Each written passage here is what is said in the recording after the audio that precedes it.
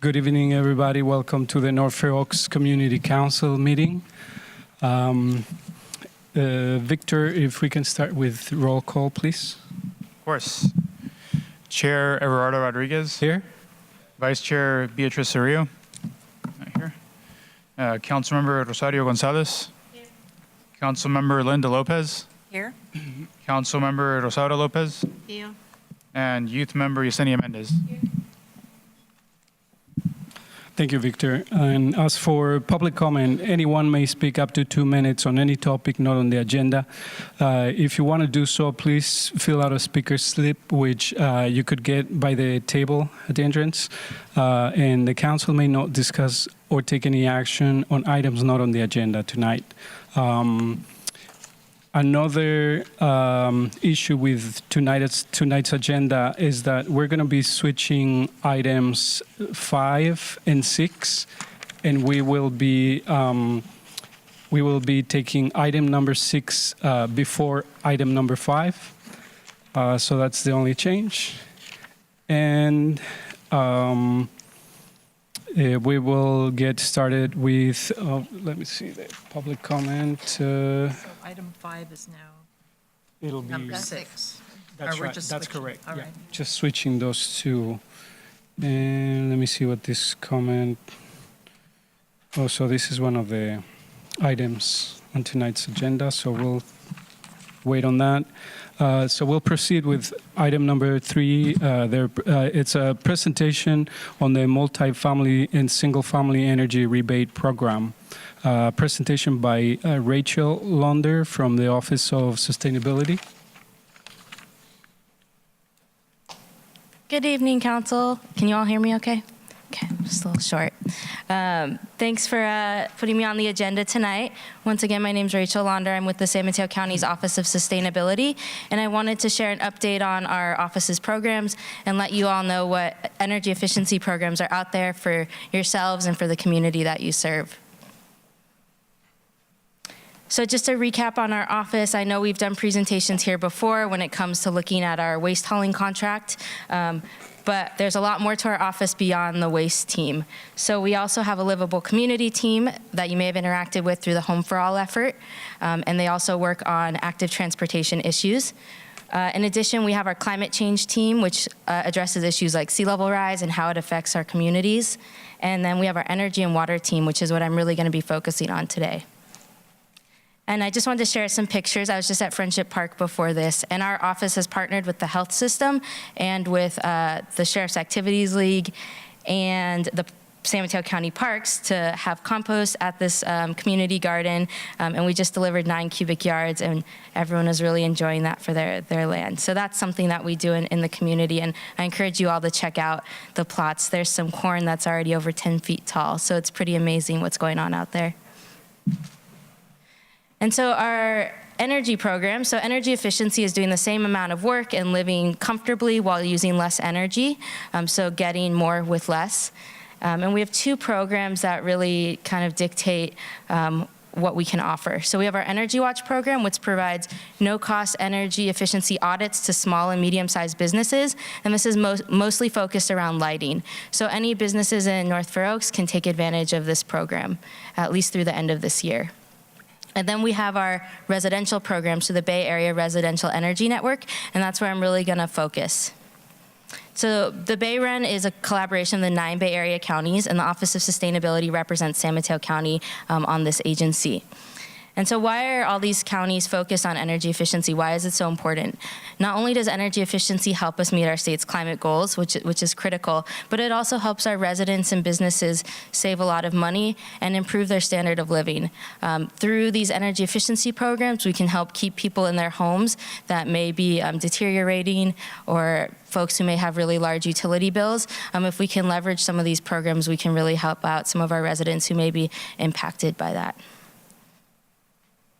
And so the first program I wanted to highlight was our multifamily program. And this program, we've done a lot of outreach in North Fair Oaks, which is why I thought it'd be appropriate to highlight it for you guys in case you had heard something about it. So this is the Bay Area Multifamily Building Enhancements Program, where we offer $750 flat rebate per unit. So if you have 10 units, you're getting a flat rebate of $7,500 to do energy efficiency upgrades. So anything from lighting to changing shower heads to updating your windows or heating and ventilation systems are all inclusive in this program.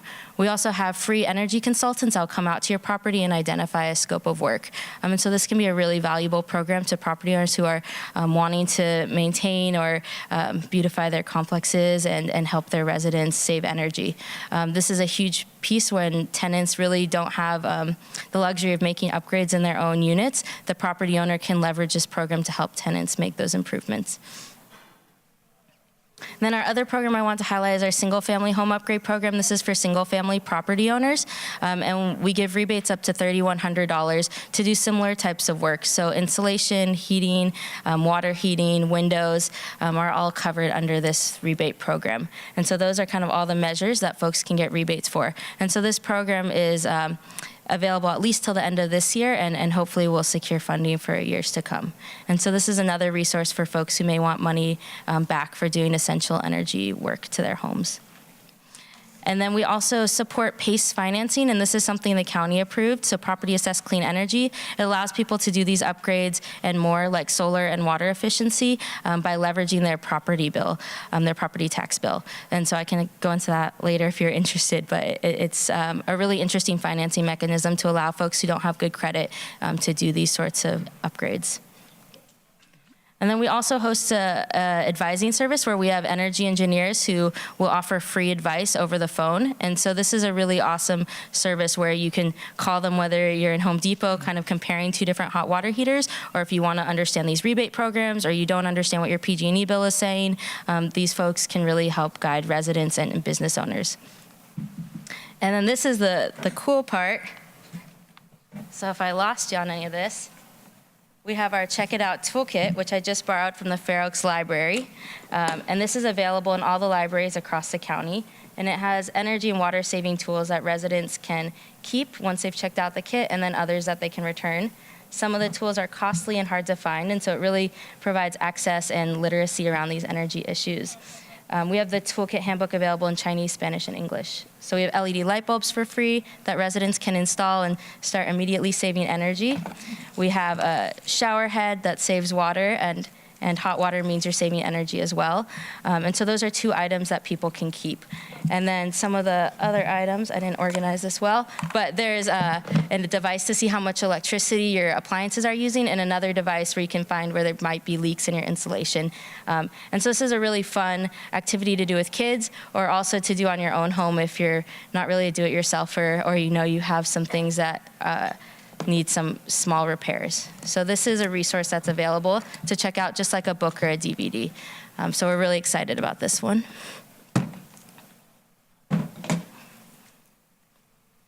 And then we also have income qualifying programs, and most of these are through PG&E, but our office serves as a clearinghouse for information on these programs. I won't run through them all, but there's different sorts of assistance out there, and so nobody should be struggling with utility bills. There's ways we can help people pay, whether it's electricity or natural gas, or whether they need to make home improvements. There's something out there for everyone. And then additional energy programs I wanted to highlight through Peninsula Clean Energy. That's our new electricity provider, which I'm sure you've all heard presentations on. They're rolling out a multifamily electric vehicle charging program. And so they're looking to provide apartment complexes throughout the county with electric vehicle charging stations. So this can be a great way for tenants who might not have access to this sort of infrastructure to get it through Peninsula Clean Energy. And so they'll have an upcoming workshop on that where you can learn more about that effort. And then we also have two solar programs that we promote. Both are nonprofit to help people get discounted solar panels, both Bay Area SunShares and SunWork. And then lastly, we have Intel Home Energy Analytics, which is an online platform where folks can better understand their utility bills. So these are additional partnerships that we have. And that's it.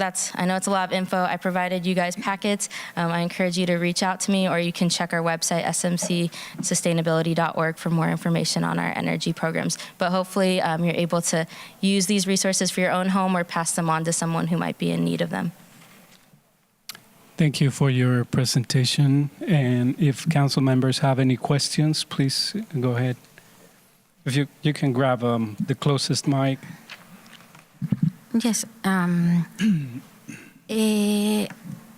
How you let the people know that you have this at the library?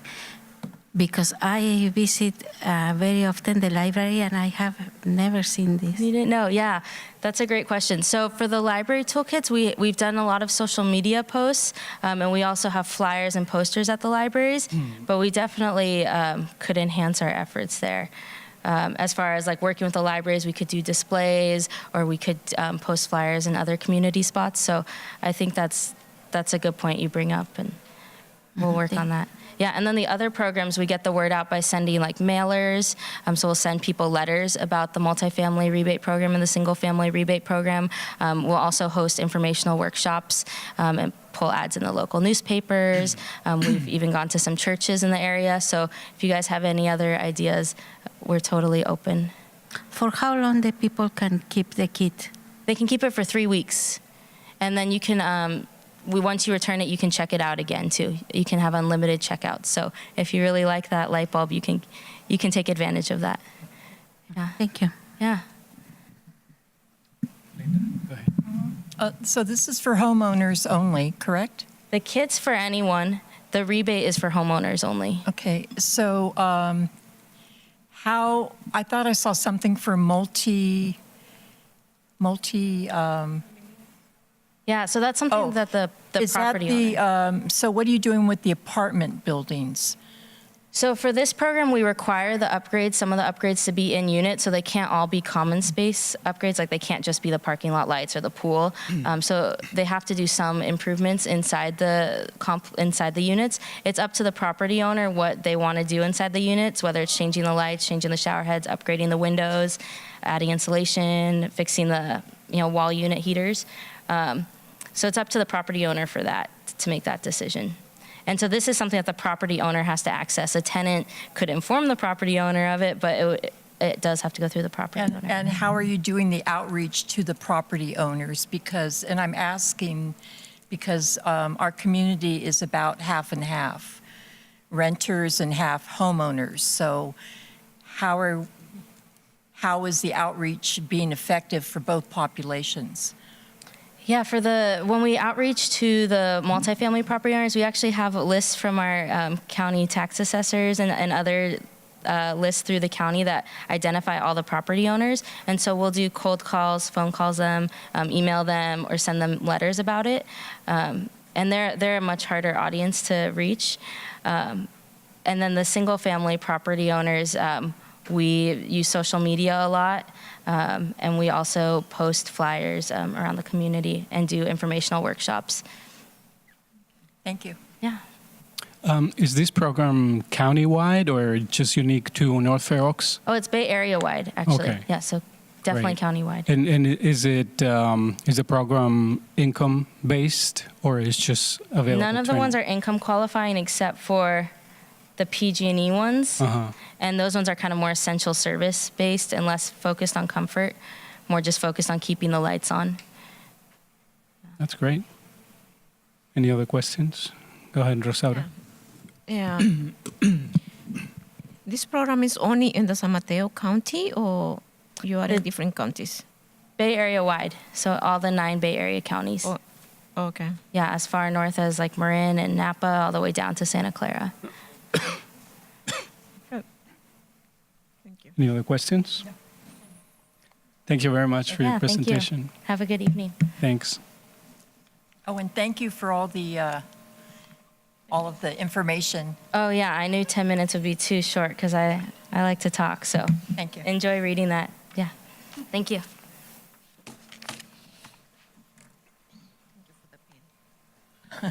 At the pen. And next we'll have, is there any public comment for this particular item? Don't see any, so we'll move on to item number 4, presentation on the community collaboration for children's success by Maeve Johnston from the San Mateo County Health System.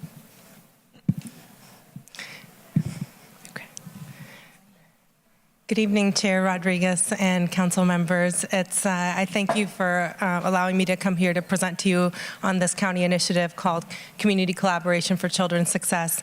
I am substituting for Maeve Johnston, who works on my team and is leading this project and effort, but she was unable to be here tonight. My name is Shireen Malik-Kavzali. I'm the Senior Manager for Policy and Planning with the County Health System.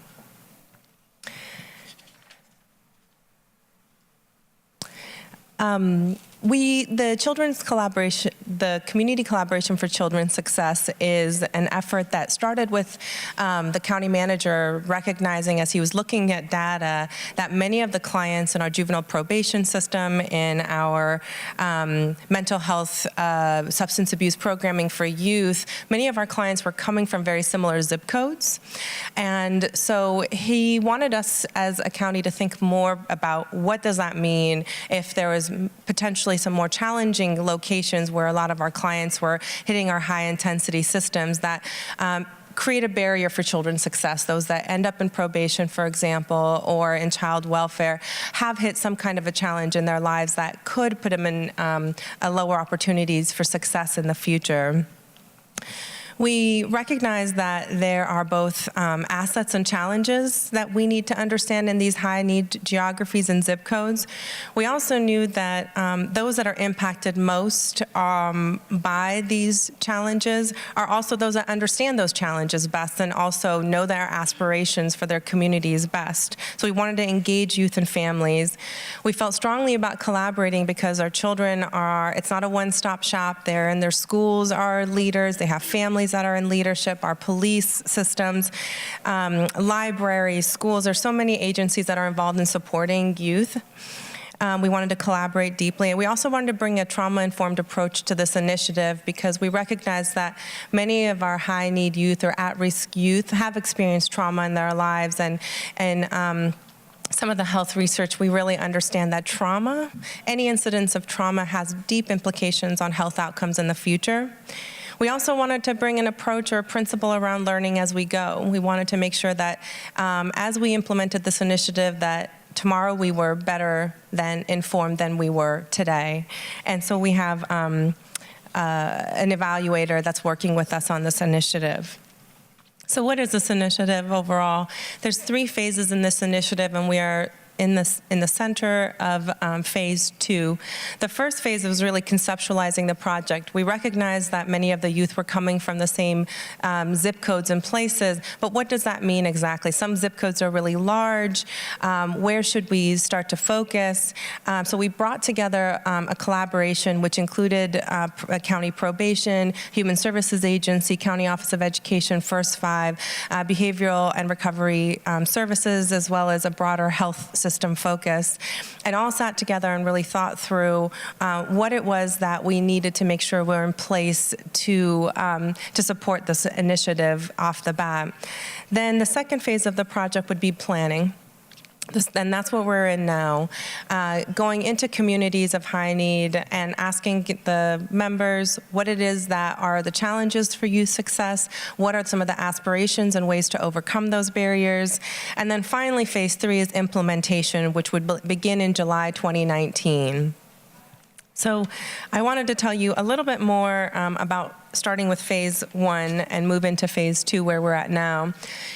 In phase 1, we did kind of a desktop analysis. We said, let's identify where our youth are from a deeper understanding than just broad, big zip codes, some of which take up entire cities. And what we did was, for those of you that can't see this map well, I also have a printout that I will share with you after this. And we have a website that gives this information in more detail that you can zoom in and out as you like. What we did was look at what we called an index of youth need. We looked at where our clients were in the juvenile probation, in mental health substance abuse programming for youth, and we looked at child abuse allegations, and also some community indicators that can put youth at risk, like low birth weight, low reading, third grade reading proficiency, high suspension rates, and high poverty rates. And what the map that you see here in red, the darker the red, the higher the need is for youth. And so you'll see concentrations along the north going down the east side of our county. Then what we said was if we wanted to really dig deep into where needs were highest by working with the community members, we also needed to know that there was collaborations underway where we could build from, especially given the timeline that we wanted to try to move quickly and build on existing resources and capacities. We looked at youth planning readiness.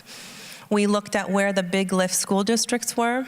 We looked at youth-serving organizations, and we also looked at youth-serving facilities like YMCAs and Boys and Girls Clubs. And you'll see the darker the blue, the higher the youth planning capacity was. Then what we did was got really geeky and put those things together. We put high need and high readiness together on a map to showcase where would be our highest leverage points to get started, where the need was highest, but we'd have more opportunities for success. And that's what you see here. This sort of Rubik's Cube that you see at the bottom here has need and readiness on an axis. And if you look at the purple is what we're looking for, which is high need and high readiness. And you'll see a couple of blocks up in Daly City, and each of those little squares are about half mile by half mile, so we tried to get as deep in the neighborhood level as we could. Then you'll see a portion in South San Francisco and then North Fair Oaks that you might be familiar with this area, which I'll zoom in just a second, as well as a large swath of East Palo Alto. Here is the close-up of the North Fair Oaks map, and as I said, this is all available on the website. We can provide you as much more detail as you like. So you'll see the 3 squares lit up right here for the North Fair Oaks area. And then we had the established 4 communities or neighborhoods of which we would focus in on based on our high need, high readiness analysis. Then we went into the phase of planning.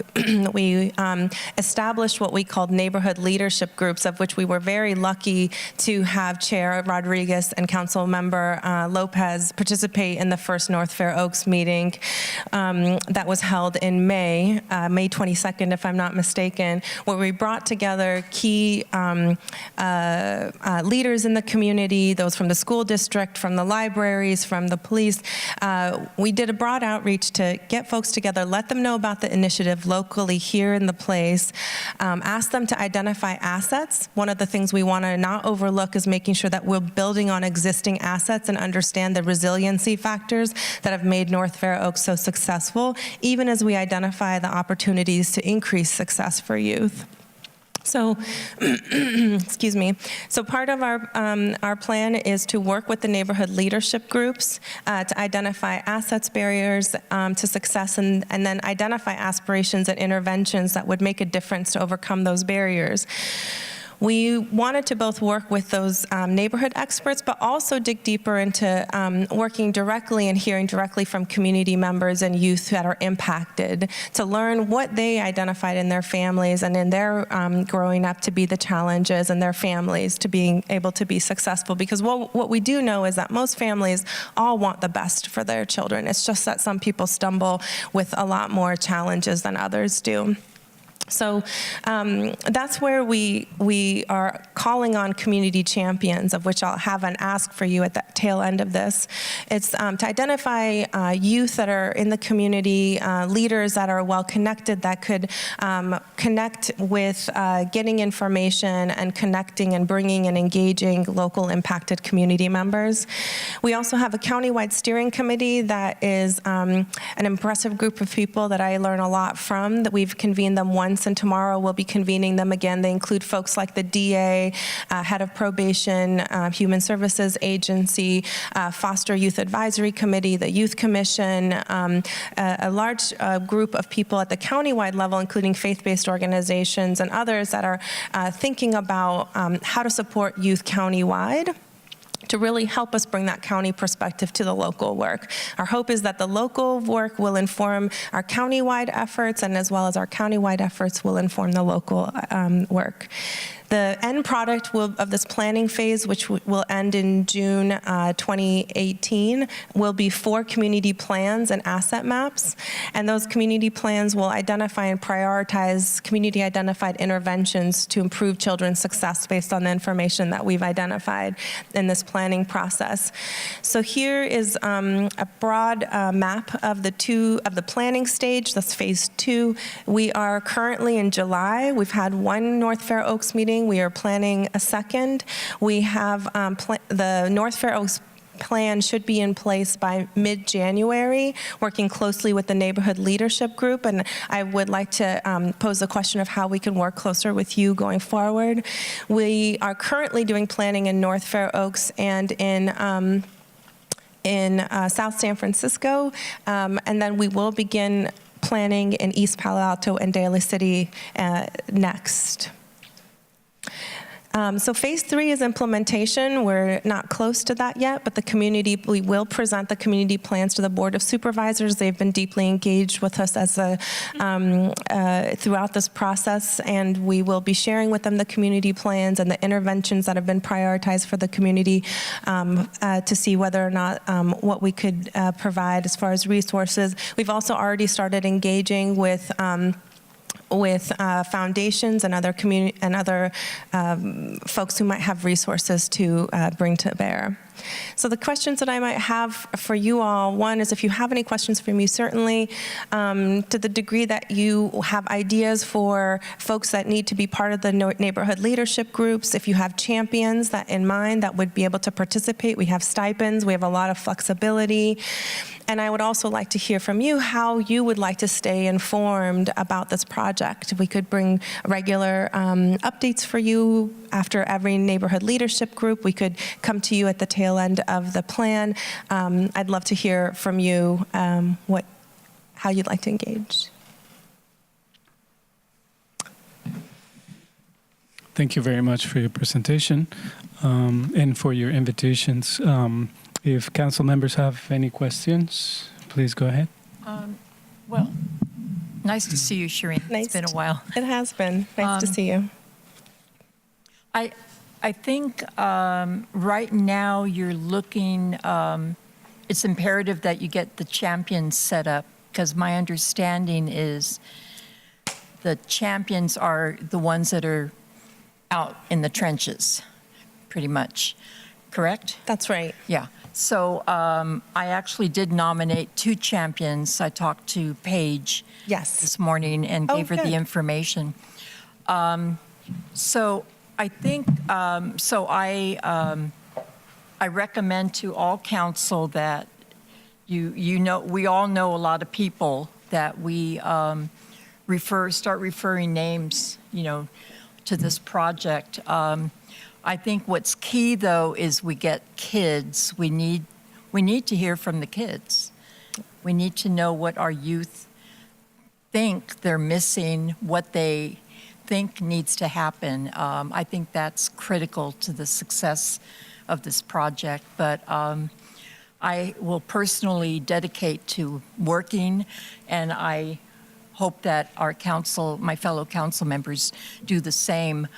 I'm thinking as far as in what role down the line. I think an update. I don't know how often you're going to be meeting. Is it quarterly or? The neighborhood leadership group should be meeting about 4 to 5 times. Oh, okay. Between now and January. It would be great to get a brief update following so we know what kind of progress it's taking.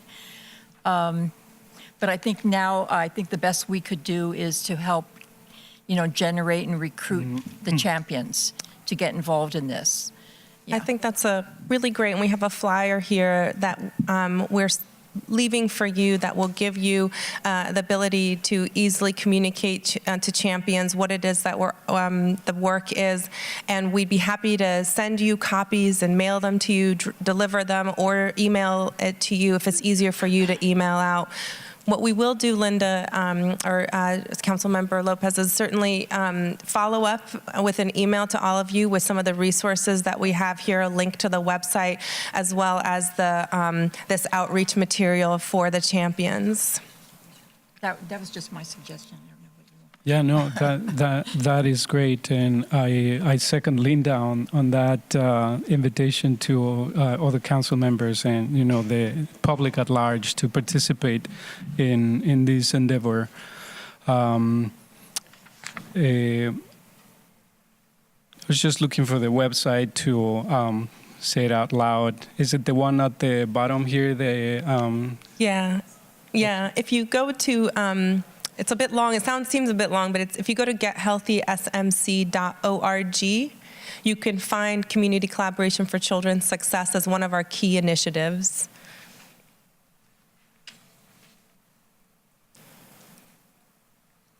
And it is listed at the bottom of this page, and I'd be happy to give out any additional to the audience if you're interested. Great, thank you. Any other questions from council members?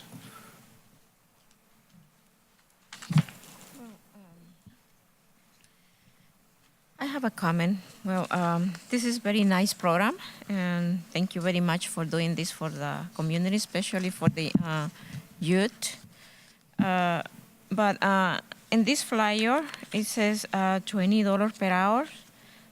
And for how many people are you looking for? We're very open depending on the hours that a champion could put in, and we're very flexible, but we would look for about 12 to 15 per neighborhood, because our indication is likely that those youth champions and others would have full-time jobs, and they might be able to put in a few hours here and there for the work. And it have to be youth, right? Say it one more time. Have to be, how old they need to? No, it does not have to be youth. The champions, okay. The champions can be well-connected adults as well. We would also like youth if possible. We imagine that they might have stronger connections directly to the youth community, but we would certainly welcome adults as well. Okay. Thank you.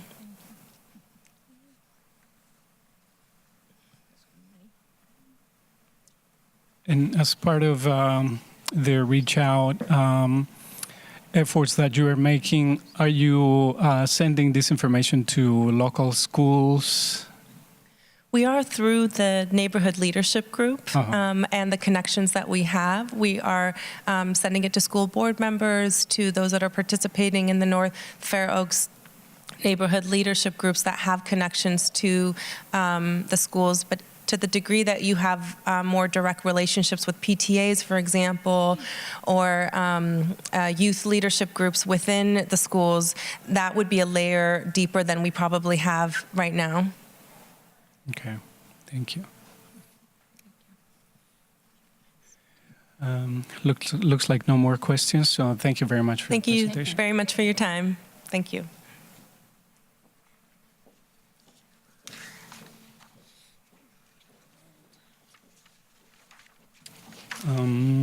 I don't see any public comment for this particular item.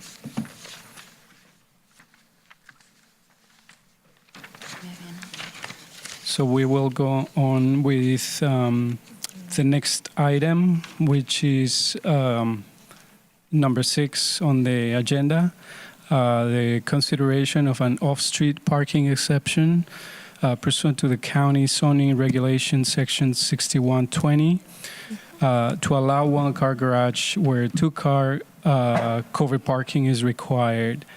This is at a residence located at 3240 Bay Road in the unincorporated North Fair Oaks area of San Mateo County.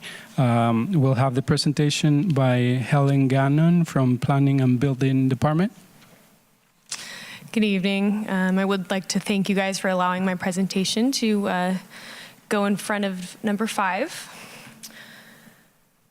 So here's a site plan for you guys. Outlined in red is the existing single-family residence. The shaded yellow portion is the existing one-car garage. And the shading in the rear is the applicant's proposed addition to the single-family residence. So they are proposing to add a third bedroom and do some remodeling on the interior. A little bit more about the project description. So per our parking requirements, a 3-bedroom house does require 2 covered off-street parking spaces. The applicant is proposing to add a 3rd bedroom and keep an attached 1-car garage in conjunction with a bedroom addition remodel at the rear of the single-family residence. So the proposed addition does comply with our R1 single-family S73 zoning regulations. As you can see, under the minimum side and front yard setbacks, they are pretty much maxing out at those 20 and 5-foot side yard setbacks. So this point speaks to the fact that basically, given the configuration of the home, it would be very difficult and impossible to create a compliant 2-car garage. They don't have the space. You would be needing to encroach heavily into the side or front yard setback, given our parking requirements as far as how large a parking space needs to be. So compliance with the North Fair Oaks Community Plan. Policy 5C of the housing elements speaks to reducing parking requirements for expansions of existing single-family residential uses consistent with the parking standards incorporated in Chapter 3, Circulation Parking, in order to facilitate additional residential capacity in existing residential properties. So the applicant is applying to expand their existing single-family residence while maintaining the provided parking. So basically what this off-street parking exception does, allows them to reduce what the required parking is and keep what they have right now, which is the 1-car garage. But I would like to note that they do also have 2 uncovered parking spaces located in the garage that you'll see in a few photos a bit later on. Compliance with our general plan, so policy 8.9 of designation of existing urban communities identifies North Fair Oaks as an urban community, and the North Fair Oaks Community Plan has designated the land use density as medium density residential. And general plan policy 8.36 in uses seeks to allow uses in zoning districts that are consistent with the overall land use designation and to adopt the land use designations of the North Fair Oaks Community Plan. Again, the proposed project is consistent with the residential land use and the surrounding area, and the project would continue this use of being a single-family residence. Here's a street view of 3240, and these next 2 photos are going to provide a better view of looking down to the left of the home and looking down to the right. And as you can see in this photo, there are 2 uncovered parking spots provided in their driveway. What we require is a 9 by 19 square foot parking spot. That's what we require as far as our minimums. And so they do have 1 covered, the garage, and then 2 uncovered spots here in the front. And this is an aerial view. You can see there the second house in from the right.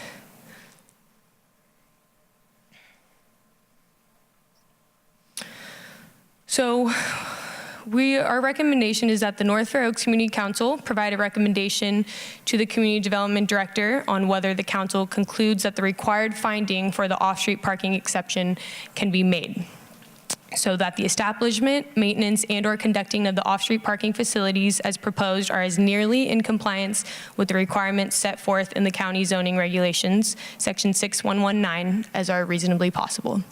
And that concludes my presentation. I'm here for any questions you guys may have. Thank you very much. Do council members have any questions about this particular issue?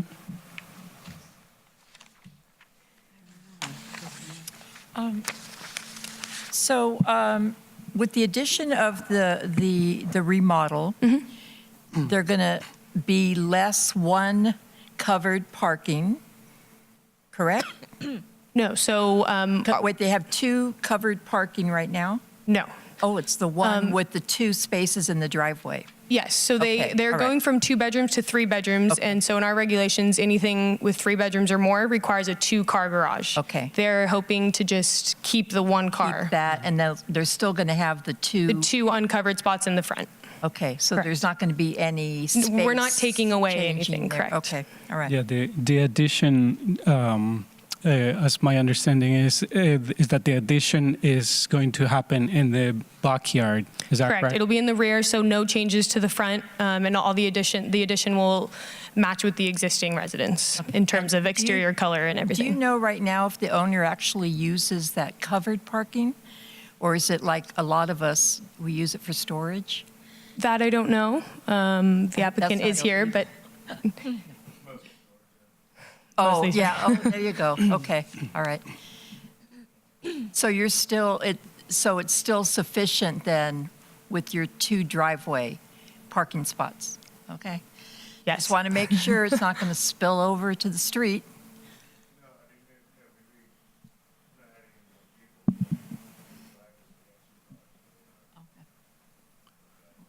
Thank you.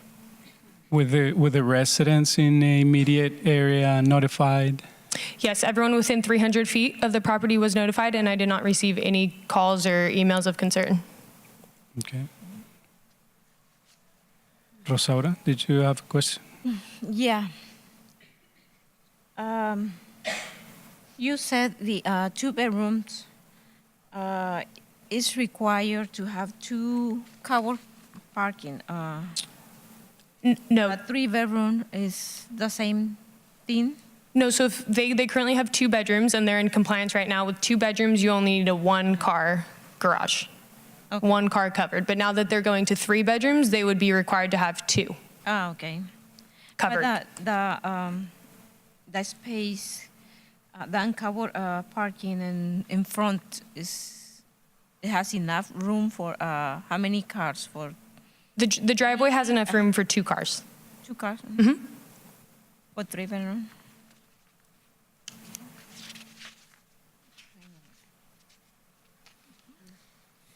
Any other questions? I wonder if the public has, if there's any public comment from the public. I don't see any. And this is an item that would require council action. So if you have all evaluated this issue and are ready to make a motion, I'll entertain one motion from council members. So I will motion that the council approve the off-street parking exception for 3240 Bay Road as recommended by the planner. Do I get any second for the motion? Yes, I second. Okay.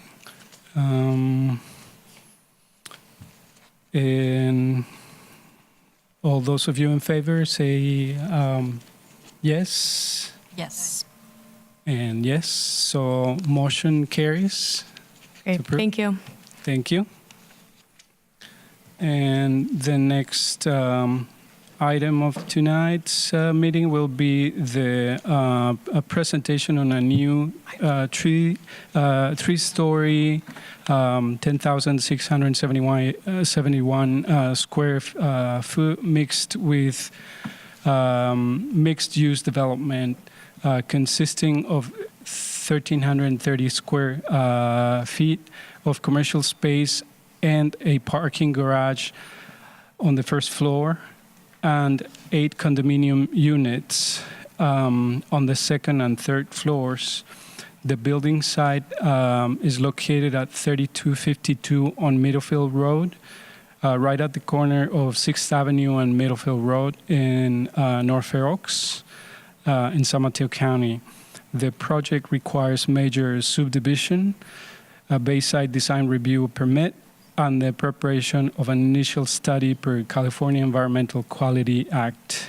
And we'll have a presentation about this item by Erica Adams from the Planning and Building Department. Hi, good evening. My name is Erica Adams. I'm with the Planning and Building Department. I'm only supposed to do part of this presentation. For some reason, the applicant is not here this evening, so they're going to need to come back to the to the commission. I can, because people are here, I can. Oh, okay. I didn't see anybody. Okay, sorry. Great. Then I will continue on. All right. So again, my name is Erica Adams with the Planning and Building Department. And I'm going to be taking the project through for the design review portion, and this is called a major development pre-application. So for the first part of the project, I'll be taking the project through, and then it's going to be turned over to my colleague, Ramel Pagallo, and he will be doing the subdivision and any other planning permits that are required. So the project that is before us is going to be a mixed-use development. The parcel. Excuse me, through the chair. Erica, do you have any handouts of the The applicant, design? The applicant is going to do a presentation. I don't have handouts. The applicant's going to do a presentation on the project. Okay. And what I'm going to do is just kind of explain the major development process. Okay. And then they're going to explain the project itself. Are we going to see the concept? They do have a presentation. Okay. The plans. Thank you. Sorry. So going back, this, like I said, this is a major development pre-application, and what the goal of this part is for the applicant to be able to explain the project to the council and the members of the community that are here, hear feedback about the application as it is, and then that information will be added to the reviewing agencies that have looked at the project, and also comments from the planning department about any other processes that would be required. And all of that will be summarized in a letter, which will be delivered to the applicant and also forwarded back to you for your records. It summarizes what will be said here tonight, and also and what like the other reviewing agencies have provided. So the project is in a general plan designation called Neighborhood Mixed Use Urban, and the zoning is the Neighborhood Mixed Use Urban District, North Fair Oaks, with the design review overlay. So this new zoning district, NMU, is a new district which encourages higher density development, taller buildings, and commercial and residential mix. The project is an 8 condo unit building with 1,300 square feet of commercial and parking on the first floor. The project will require going through design review. The design review committee is composed of 2 architects and a community rep. Currently, the community rep for North Fair Oaks is termed out and would like to step off the committee. So if anybody's interested in that, get in contact with me, and you could be on the design review committee, just a plug there. So the design review committee will review the project and make a recommendation to the planning commission, who will be the ultimate decider of the subdivision application and any other applications that are required. Noticing will occur for the design review process and for the subdivision process. So everyone who's been noticed now will get a notice again for design review hearing and also for the planning commission hearing. And let's see, I think that's about. So who's here? I want to. You're Jennifer. Okay, Jennifer Mastro. So Jennifer Mastro is going to actually present the project itself, and I can take questions and she can take questions at the end. The questions that I would answer primarily will be about the process and any zoning questions that you might have, and then Jennifer can answer any questions about the project and what they propose to do. So this is kind of like a draft of the project, and then it'll be resubmitted. So I'm going to turn this over to Jennifer. Did you have? Oh, okay. I thought you'd asked. Okay. Yeah. Sorry. Good evening, council members. My name is Jennifer Mastro with SDG Architects. So just an overview of the site we're working on is highlighted in blue there at the corner of Middlefield and 6th Avenue. We have some existing contextual pictures as well as the existing building that's at the top right corner, as well as the image below that in the middle on the right side.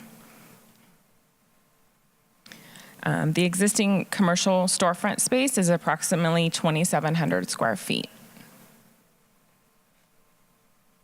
So what we're proposing to do is, again, highlighted in the blue color there, and at the bottom of the image, you'll see the proposed building into the current street scene.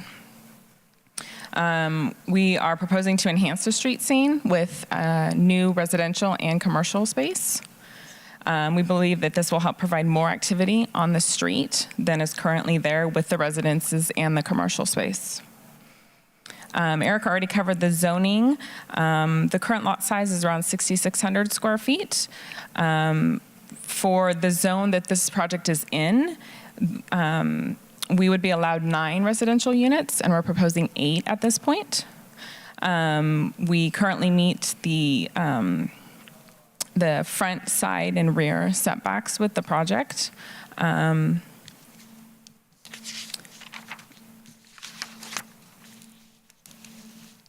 sorry, does it look fuzzy to you, the image on the screen? I can't even see that. Okay, sorry. It looks like it to me. This is our first floor plan here that shows the designated parking for both commercial and the residential units. Each residential unit is provided with their own parking space. And then the commercial space has 2 spaces as well for their use. The parking is under the building, and then the 2 floors above, the 2nd and 3rd floor, have the 8 residential condo units. There's 4 units on each of the 2nd and 3rd floors. They range in square footage from approximately 900 to just a little over 1,000 square feet. There is 3 2-bedroom units on each floor and one 3-bedroom unit on each floor.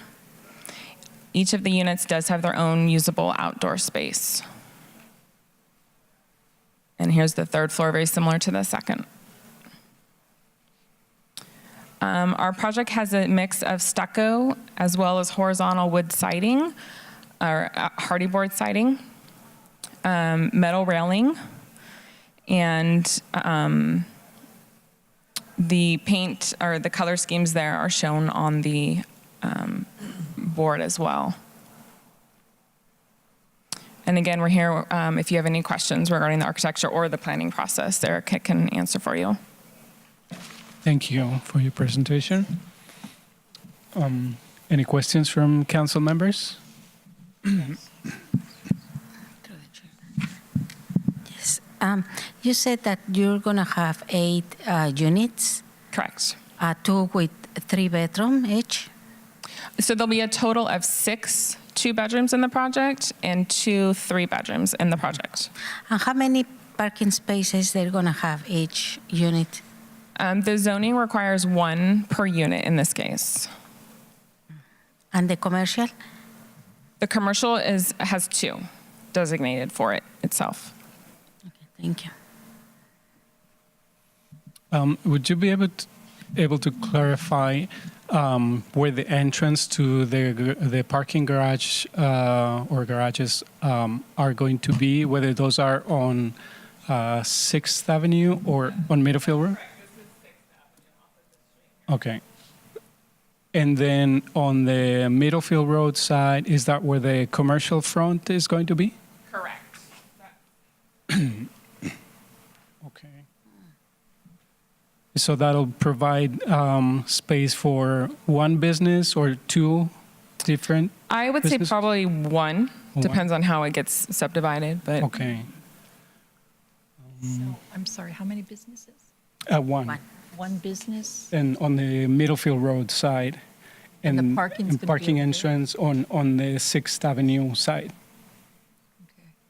So did you consider underground parking or below street level parking? no. Oh, why? Is that the cost? Yeah, the site's too small. By the time you'd have to grade down to get a ramp down, I mean, it's essentially taking the whole site to try and get that whole maneuvering to work. And of the 8 units, is that all, what's going to be affordable for someone to actually live there? Are they all market rate? Are they some, how have you, what's your plan there? We plan on providing one very low affordable unit. Out of 8? Correct. Okay. And so 1 out of 8. Okay. And have you, the developer, met with a neighborhood contingent about this project? Did you? Are you meeting with the surrounding neighborhood about the project? That's my question. This is kind of our first outreach or first meeting. But this is not the neighborhood, this is the council. So are you going to consider meeting with the neighbors around that location? We're very open to that idea. That's fine. Has anyone asked? And I'm sorry? Has anyone asked? Not that I'm aware Okay, of. They were noticed for this meeting today. Okay. And I'm bringing that up because I live in the Selby Park neighborhood, and we set somewhat of a precedent for how a new developer comes into a neighborhood and actually has a dialogue with the neighbors about what their vision is, what their plans are. And that's an opportunity to hear from the people who are going to live on around this project of what they think about it. And it kind of, I think in our situation, it kind of ironed out some of the obstacles ahead of time so that when it got to the point of actually putting the plans on paper, it's just made it more smooth and more, people felt that they were more invested because they actually had opportunity to look at the designs, discuss it, and question or that type of thing. So that is a very important piece that I think has worked in my neighborhood, and I think it would be really important for you to practice that with this particular project. That, of course, will be your decision, but it works. And it's a good way to work out all the kinks before you get to the stage of actually, you know what I'm saying, presenting the plans to council, to planning commission and all of that. So that's my suggestion to you. Thank you. Any other questions? Area. Yes, I go ahead. think it's very important to to the community have their input also, and all of these new buildings. And also my concern is about the to have the parking space, because we don't have that much. And here we are facing a hard situation about parking. And if a business is going to be there, you're going to usually bring a lot of more cars, and we don't have a lot of space of to parking, for the residents. And if there is, I don't know how many people is going to live in that building, and if you need to make sure to provide, enough parking space for what are you going to do.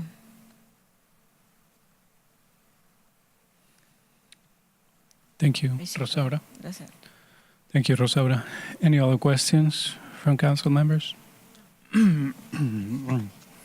Thank you. In that case, we'll proceed to public comment, and we have Mr. or Mrs. P. Durham.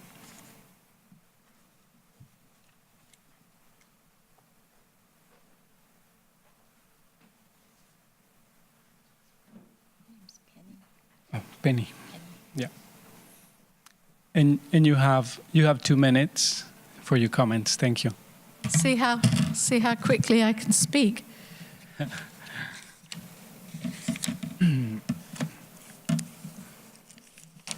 So I'm Penny and I live on 6th Avenue. I'm a very long time resident. I'm getting to be an old timer there. So the first thing I noticed when I got this announcement letter is a little bit of long division, and I see that this thing exceeds the FAR, which is another way of saying it's too big on the face of it. I took a look at the plan and pretty carefully, and you just confirmed for me that there are 18 bedrooms. 6 of those look as though they were designed to be doubles. So I don't know about families coming into this kind of thing, but from the look of it, it could be 24 adults potentially could be living there. And you know what comes with adults is cars. So this is a very big concern, as you've just heard from the council. We're struggling with this in this area. Bear in mind, at the moment, there are 6 + 1 parking spaces just for the retail component of that building. They have their own parking lot now.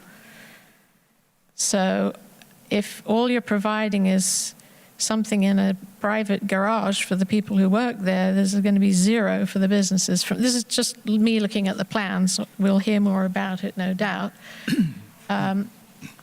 Just another point to make is that we're losing, in the process of losing parking spaces at the moment. There's a proposal to remove a whole lot on semicircular. We're going to lose a whole lot when about 40 when they do the Middlefield Road thing. So at the moment, the arithmetic is not good.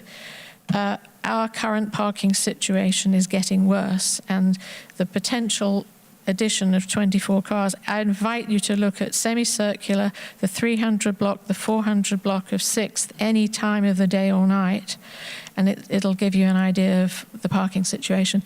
This is crippling our local businesses because some of them, they're mostly, they serve the community, but they can't survive on the community. They need people to come in from outside, which helps us all.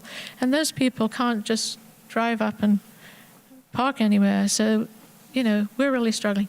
Thank you for your Anybody comment. want to yield me some time because I haven't got going yet? Anybody else going to speak? Want to give me some more time? There are a few more comments. There are more Thank comments you. to come. Thanks very much. I have plenty more to say. Can I ask a question?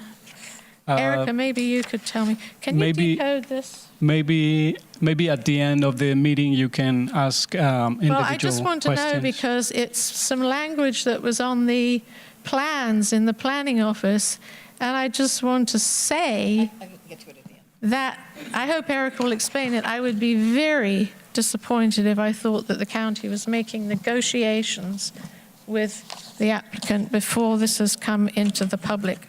Thank you very much. Thank you, Everard. And next we have Lionel Main.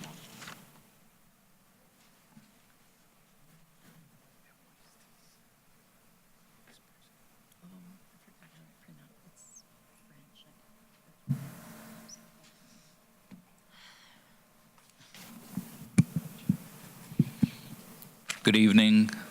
Thank you, Chair. Good evening, council members, county staff, members of the audience. My name is Lionel Domain. I'm director of Sequoia Adult School, which is right across from where this development is. I want to just, first of all, thank Penny for her math. I kind of agree with it. Parking is a big issue in this community. We are going to be losing parking spaces from this development.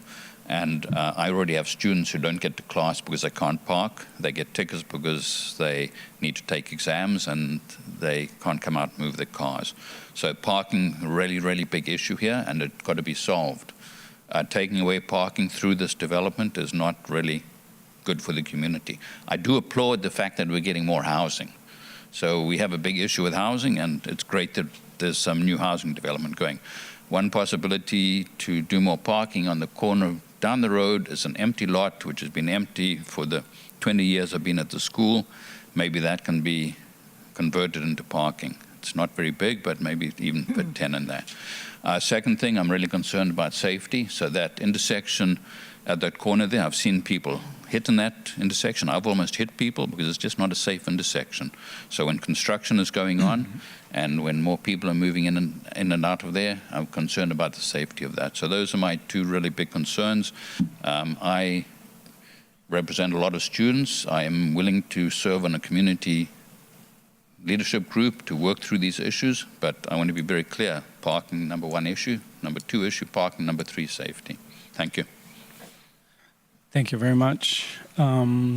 If anybody else has a public comment, you would need to fill out a speakers list provided by the table at the entrance.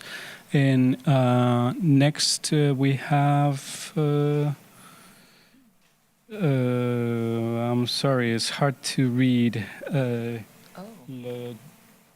Le Giron? Senora Irene? Oh, Sister Irene. sorry. Yeah, please go ahead. I just saw the SR, sorry. If you can, Actually, I think you're right. Oh, yeah.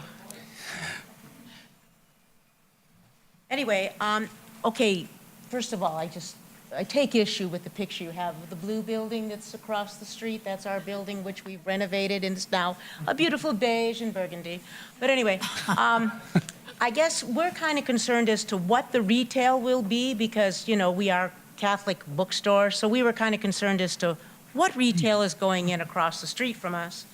And then I was curious, because I didn't understand the plans perhaps, are you adding a floor onto that building, or is it the current building that you're renovating within? It's a new, so you're demolishing. You're demolishing everything and you're starting fresh. So that back area that's like, has almost like a paved area behind the building, you'll be taking all that out and you'll make it one big, okay. it's like a little alley Yeah. adjacent to that building, yeah. Okay, I just didn't understand because Yeah, you know. but it's not a public alley. It seems to be part of the property. Part of that, so that'll be part of the building in the end with the parking. But it's part of the property. Yeah. So technically, if I was looking at, we'll just say the existing building, there's 2 floors there, so you are adding on a 3rd floor. So it'll be much another floor taller. That's what I was concerned about, just to understand. And as again, I said, it's just we're more concerned about what the retail will be in that, but. Thank you very much. And I guess in that regard, Linda, could we safely say that it was established that no more alcohol licenses would be easily given for liquor stores and such? Yeah. Was there consensus? There's a whole list of what's acceptable retail. So yeah, the alcohol outlets or adult bookstores, that type of thing, those aren't on the list. So yeah, it could be anything, but the county actually has, it's like a 5-page document with all the acceptable retail. I don't know what this particular project is, what's going to come to them for this project, but this is why I'm saying you guys need to have a dialogue so you can discuss that. And the next public comment will come from Rosendo Sanchez.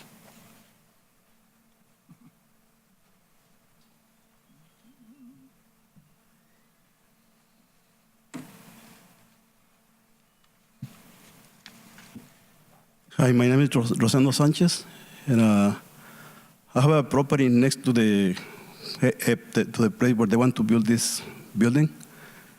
And I agree with most of the comments that there's a big issue with parking. Right now, at this moment, if you go over there, try to park one car on the street or around that area, you cannot find even an empty space. Just imagine what's going to happen if you bring another 40, 50 more cars. And only from the residents, I don't know who had the idea of having only one car garage for a 3-bedroom unit, which is I don't think is reliable. This is my opinion, okay? But just imagine this residents having friends and visitors.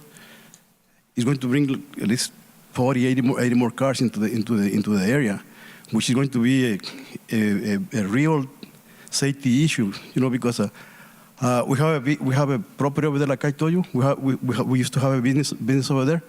I saw so many accidents, crashes on that street because it's being more and more busy lately, because there's a lot of traffic on Fifth Avenue, so a lot of people take the 6th Avenue to go across Middlefield, and I agree with the director of the Sequoia High School, the Sequoia Adult School, that there's a safety concern over there. Thank you. Thank you very much for your comment. And that's it for the public comment. So I will second Linda's opinion that if the applicant wants to have the process to be smoother, it would be good at some point if they can have a small meeting with the affected parties nearby. It is always good to brainstorm about these new buildings, because there might be options out there that as a community can be found. And so I hope that there is continuation to or initiation to the discussion. And thank you very much for the presentation. Please do, yeah. Okay. So I do want to say that currently the project is over floor area.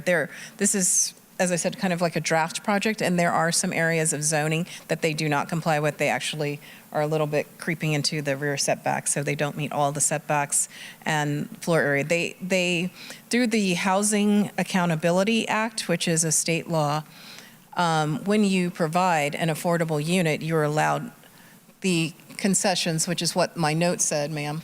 And so they're allowed 2 exceptions or basically asked from the county waivers of regulations. And so that could be one of them that they use to address that. So they have 2 areas that they can ask for relief from the zoning regulations based on the state law. Okay. So, any questions? Thank you. Thank you very much.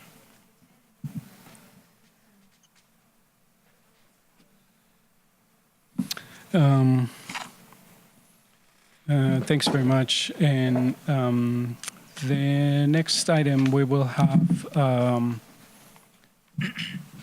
the North Fair Oaks Council Member Selection Subcommittee creation.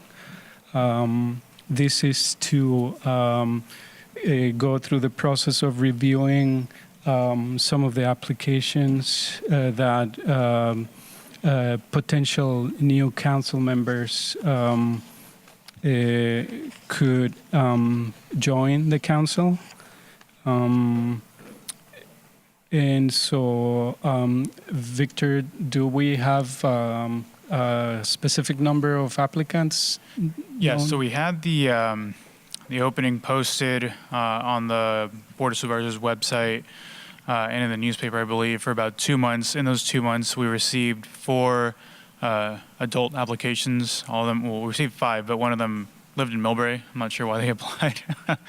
But so we have 4 applications. We ran them by Supervisor Slocum, and he's asked that the council form a subcommittee to review the applications, hold interviews, and recommend as many of the applicants to him for final review. And in the last week action update since we last spoke, Chair Rodriguez, sorry, I did receive one youth application. So now we have 5 for the subcommittee to review. Yeah. Did you make the referral? Oh, I mean, okay. It is the youth applicant that that you introduced me to. She's a Councilmember Mendez. sophomore. Good. Can have her for 3 years, a couple of years. Okay, and so just to remind you, so we have 2 vacancies for adult council members, and 1 vacancy for the alternate youth council member. And so we've been recommended to form a committee of 3 council members to review the applications and go through the selection process.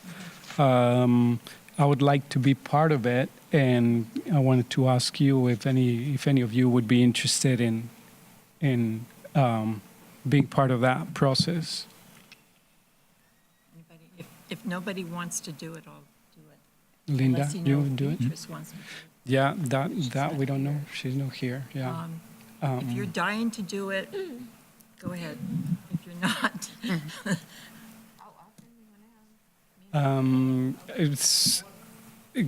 yeah. Do you have any idea, Victor, of the process, like how many meetings that would imply, etc.?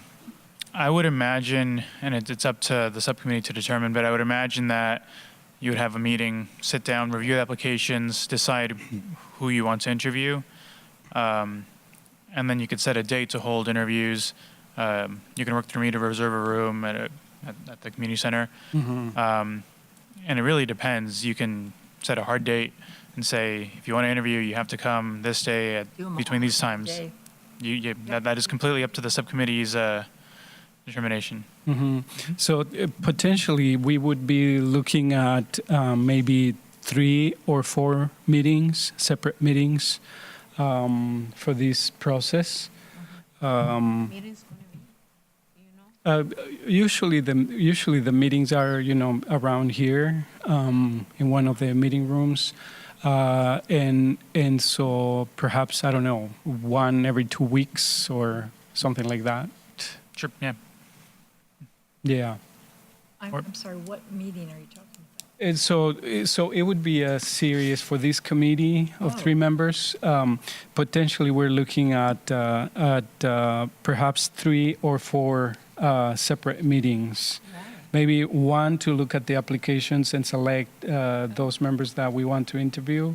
2 to interview the actual candidates, and maybe 3. Did you say that Mr. Slocum was interested in being present at the So what he's asking of the council is to select? To make a recommendation to him. You can recommend 1 applicant, 2 applicants, or all 4. Okay. Whoever you think would be a good fit for the council. You've already done some screening, correct? Somewhat, yes. They've already been reviewed by Supervisor Slocum. The one that lives in Millbrae out? Yes. Okay. So if you only have 4 applications, you should, my suggestion is you do it all in one day. Yeah, so actually You maybe... have your you invite 4 people to come, an you interview spread them and on the out. same... You guys meet before the interviews, review it, do your interviews, and then you end up with the recommendation the same day. Yeah, so That's my suggestion. perhaps 1, you're right, yeah, you're right. So perhaps 1 or 2 meetings. Yeah, because it's only 4 people. Yeah, 1 first meeting to do the selection, and then the second meeting to interviews. Yeah, And I can send out all the application materials ahead of time as well, so you'll have a chance to have already reviewed all of it. When you meet for your first meeting, then it's mostly discussion. Yeah, okay. So we're looking at, 1 or 2 meetings. Okay, so you and Rosario. Rosario or Rosaura? Rosada. Rosaura? The Through the chair, if you wish, the subcommittee could be up to 3 members of the Okay. council. So Yeah. Yes. Besides that, who is going to be? Just 3 members or 4 members of the council, or plus you guys, right? No. Not us. No, just the council members. No, just the council. I'll join you if you think you need a third person. That's fine. Okay. I mean, it's up to you. Yeah, so that, Or Rosario, do you want to do it? Oh, okay. Oh, so the Rosario and Rosada and yourself. okay. There you go. All right. Sounds good. and through the chair, I would recommend, if you don't mind, making a motion and Yeah. taking a vote on the subcommittee. Yeah. That's correct. If Okay. somebody can make Sure. a motion. So I motion that the council designate Rosario Gonzalez, Rosada Lopez, and Ever to, as part of the subcommittee to select council members. Do I have a second for that motion? Second. Oh, great. So I'm supposing, or I would like to hear that everybody's in agreement. So you are saying yes or not, right? Oh, yes, I vote Okay. aye, or yes. So yes. Yes. All right. So I guess that motion carries, and we have a subcommittee form to select the new North Fair Oaks council members.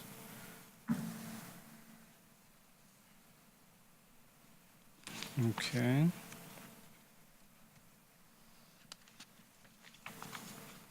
And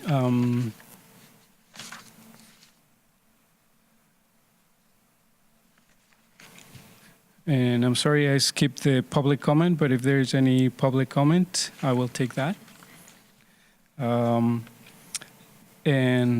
So then after that, we have the reports to the council. We have, I don't know if we have a supervisor's report. Unfortunately, we do not tonight. Okay, sounds good. How about a county manager's report? Chair Rodriguez, just very briefly, we did have a neighborhood response team meeting today, and we really focused in on illegal dumping. We feel that we're not making the progress that we feel that we should be making in the neighborhood. So we're going to reinstitute some old ideas and going out and reaching out to people and letting them know that it is in fact illegal to dump, and the consequences can be severe $3,000 penalty for every item dumped. How much? $3,000 up to per item up to $3,000.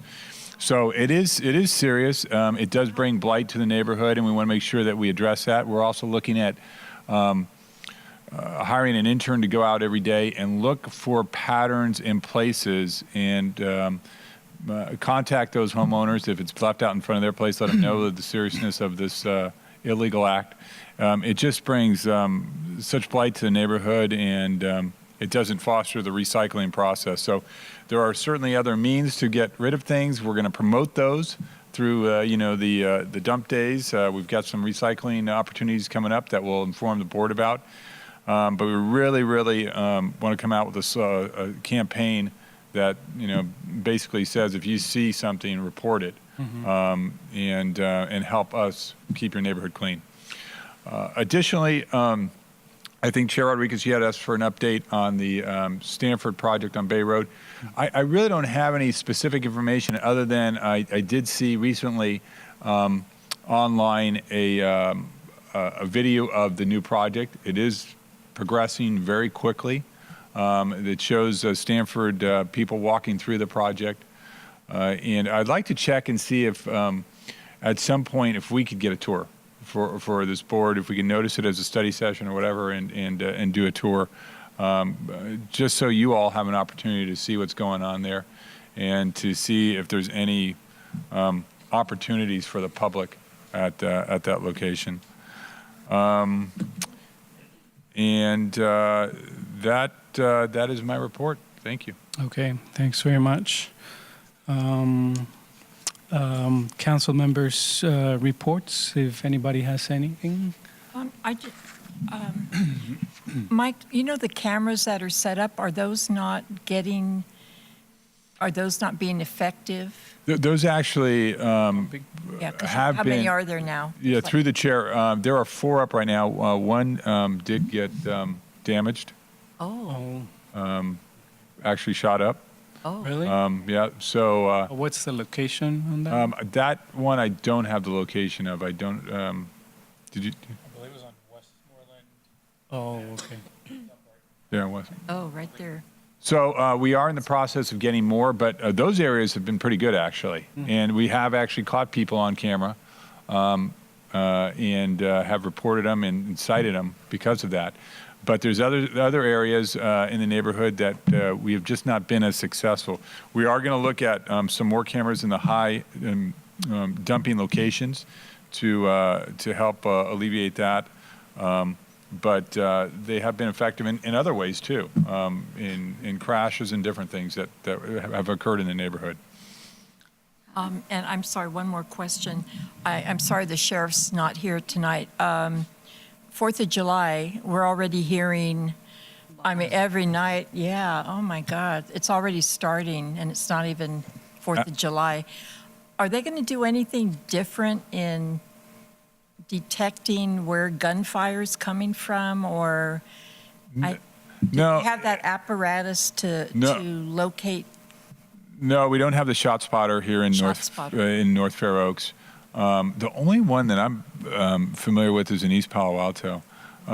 But I know that they will step up patrols. We've talked about it, about putting up a banner on Millfield Road indicating that, you know, it is in fact illegal. They are dangerous. The fire district will also be out patrolling, looking for illegal fireworks. We talked about that at our neighborhood response team meeting also. So there will be stepped up effort, but they are so widespread. We really, it's incumbent upon neighbors to call us so we can go out and respond and try to get these dangers. I mean, the real danger is not only to safety of the person who's using it and the people around them, but the fire danger is extreme. So we want to try to avoid any of those, and plus just the ongoing annoyance. But you don't want people calling 911 for that. So they should be calling the substation or the, is there a hotline or what? So we actually just posted about this today on the North Fair Oaks Forward website. There are flyers that the sheriff's office has created, and I've seen them somewhere around on Edison, around the Sports House. They're trying to post them around the neighborhood. So there's a number you can call if you do hear fireworks in your area. You know it? Yes. Oh, okay. What is So the number is 650-363-4911. 4911. Yeah, and that is directly to the sheriff's office dispatch, I believe, or someone in the sheriff's office will answer. Okay. It won't go directly. I think it's their non-emergency line. Okay. Oh, good. Thank you. And also some information on that flyer. If you are caught with illegal fireworks, I think you can be fined up to $50,000 and possibly even serve jail time. So, it's information to get out into the community. Yeah, kind of as a follow-up to these, and as council member reports, I went to a meeting from the City of Redwood City community members, and the police department from the City of Redwood City, they presented, you know, they had a presentation about how to deter use of fireworks, and it sounds to me like they're really stepping it up, at least, you know, the Redwood City Police. I asked them if they were coordinating efforts with the San Mateo County Sheriff's Office, and they said yes. So I'm assuming that the County Sheriff's Office is also aware of that, and they will going to be assessing heavy fines and also up to a year, you know, of jail for repeat offenders. So somehow, you know, they really want to step it up because they have had a lot of complaints from not only the county side but also the Redwood City communities, and and the City of Redwood City Police Department, they also know that that there are some individuals here in North Fair Oaks who tend to, have fireworks, essentially because they are not part of their City of Redwood City. So in essence, if there's enforcement in the City of Redwood City, there is North Fair Oaks is no jurisdiction for the Redwood City Police Oh, so they Department. just come over into North Fair. So no, so essentially they either don't do anything or they refer people to the sheriff's office. I see. Oh, got it. Yeah. Okay. But so one of the officers said that that's why they wanted to coordinate with the sheriff's office so that they could, catch them on both ends if possible. Yeah, and they were going to be distributing flyers and announce the heavy fines just in case that works as a deterrent, for individuals. So we'll see how that goes. Yeah, and I don't know if anybody else has a council member report or. Yeah, I want to talk about the cleaning. Did you participate? Yeah, I participated in the cleaning in North Fair Oaks. And in the area where we, go clean, and it was a lot of garbage. What area was this? The Fifth Avenue. Oh, along the Fifth Avenue. The Camino Real. Mm-hmm. And it looked like we need, maybe to make a flyer if it is possible to conscience the people, the community, to put the garbage in the right place. Take it with them and drop it off in the garbage can, but not in the street. Yeah. Because it was hard work.